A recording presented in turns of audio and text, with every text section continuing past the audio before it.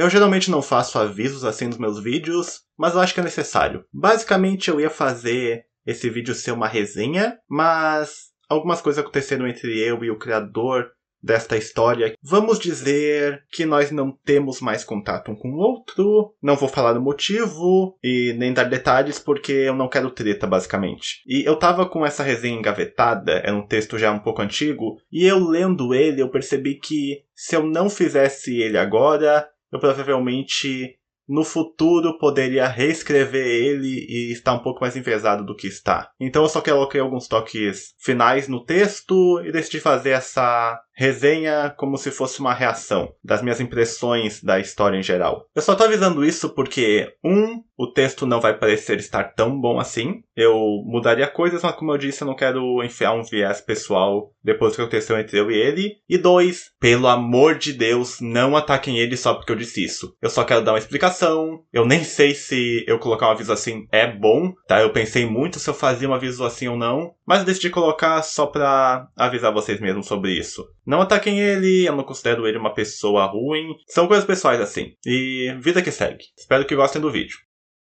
Os que viram minha resenha sobre Tracks sabem que eu disse nela que falaria sobre outra história feita por Yoshido Jr., esta sendo Entre Dentes. No entanto, quando eu fui ler essa história, não apenas ela era longa demais, só que ela também tem alguns probleminhas que eu acho que tornam ela um pouco menos acessível para alguém que já não conhece o trabalho dele. Primeiramente, os primeiros capítulos da versão em inglês estão com broken English, se eu posso dizer assim. I am getting very anxious, only having my apartment so beautiful in front of my eyes. Não é a única frase que não soa natural aqui. Várias não soam. Se não fosse eu lendo as versões em português, eu provavelmente desistiria de ler a história inteira, porque as versões em inglês estão nesse nível, ao menos os primeiros capítulos que eu vi. Sobre a história em si, o que eu posso falar? Bom, não tem muito a se comentar. Por ser uma mídia que é mais texto e menos imagem, eu tenho uma certa dificuldade de mostrar exemplos do que eu quero dizer, mas eu vou resumir basicamente o que eu gosto. O protagonista daqui eu achei bem feito, ele, assim como o Dilo, é bastante azarado, mas eu acho que as reações dele durante a história ajudam a não tornar o azar dele algo muito cruel ou o foco de várias piadas. Ele, na maioria do tempo, interage mais com yokais, que possuem designs bem interessantes, um dos meus favoritos sendo o Tanuki, porque ele é um servo muito leal ao Vance, que mesmo às vezes fazendo algumas coisas de errado acidentalmente, ainda é carismático e sempre quer ajudar. Infelizmente, na versão em português também tem problemas. Tipo, eu acho que quando ele esteve escrevendo essa história, ele pensou mais em o leitor tentar se ver como protagonista do que realmente a escrita ser bem estruturada. Por exemplo, veja essa parte. Como eu disse antes, estou aqui para seguir o meu sonho. Consegui passar na universidade